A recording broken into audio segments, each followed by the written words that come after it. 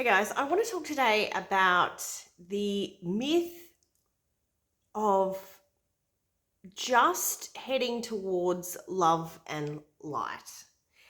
And when I say myth, I mean the misunderstanding or the misconception about this journey that a lot of us are on is just all about love and light.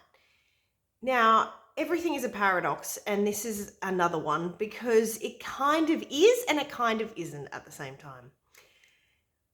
The realization that everything is, in fact, love and light is true because even the seeming darkness is actually light that's forgotten who it is, and love that's forgotten what it is. So when we're talking about going on the healing journey, it's really important to be able to acknowledge and embrace what's known as our shadow. So Carl Jung spoke a lot about this, and feel free to research him. He did a lot with dream work. And basically what the shadow is, or what the darkness is parts of us that we have turned away from. Now, it could have been in past lives, it could be in this life, but it's the parts of us that we have shamed, guilted, just been disgusted with, felt that we were wrong, or told that we were wrong in how we felt or what we believed. And in turn, we have literally shoved ourselves into the dark. Now, when we have been in these distressing moments, it is true that we can have manifested energies, or what's known shamanically as entities, and they're actual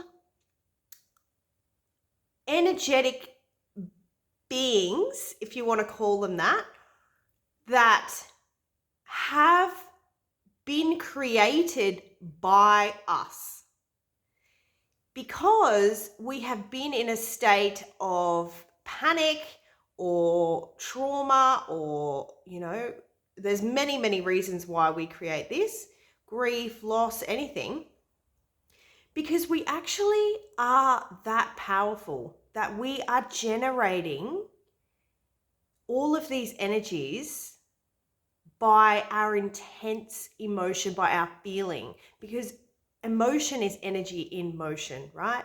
So we can have energy stored within us, but we can also be creating energy, if you're not aware of that. So if you have attachments, yes, they can have come from somewhere else. Someone else could have created them. However, you must be an energetic match for the attachment to be able to attach itself to you.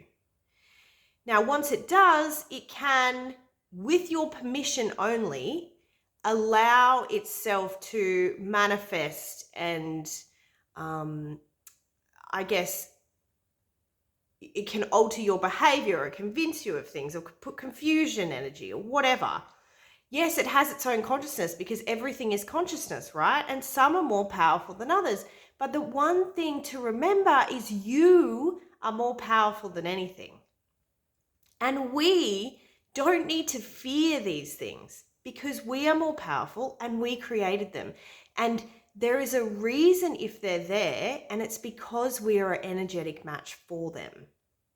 Now, I have experienced different things since the Kundalini awakening, since my shamanic training, since just spiritual awakening in general, where entities or energies have jumped into me, and I have had to clear them, because obviously I can feel them straight away. But to me, it was just this beautiful experience of, whoa, that's what that feels like. And instantly to prove to myself that I can just clear it straight away. So there can be a lot of fear about tapping into our shadow, about facing these parts of us. But it's really important to remember we can't fear the darkness. We can't fear the shadow, because the whole purpose and the parts of us that are known as the shadow are the parts that need to be reintegrated into us with love and forgiveness and acceptance. So if we are on the journey that we only focus on what's positive and it's only love and light, these parts of us are still laying dormant, and we can never embrace our full power and our full energy, basically, because these parts of us are trapped inside energetically and almost like in time, and they're just like energy balls, and they're holding parts of us energetically. So when we talk about going to the shadow or the darkness, it is facing these parts of us that are hurt, that are broken. There's lives where we've done some pretty fucked up things. All of us have. And it's allowing ourselves to get to the knowledge of that. That is still knowing thyself in the shadow realm, in the darkness, because it's those parts that need the love, that need you to be the light, to illuminate them so that they can remember who they are. And this is one of the things that I provide in my sessions, because sometimes it can be too intense, too scary, too fearful to want to step into these places. And that's okay, because, I've had a shamanic guide for a long time, and I had a yogi. There's been different teachers along the way until you get to the place where you are confident enough to face these things on your own. And then you are confident enough to assist others to do so. Now, this is us healing the collective. It starts with all of us healing ourselves.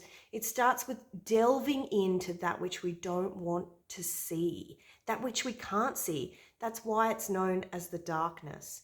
But once we make the clear intention that we want to heal ourselves, that we want to become whole, then it means stepping into this shadow and being the source of light that it can illuminate it back to its truth. I hope this helped.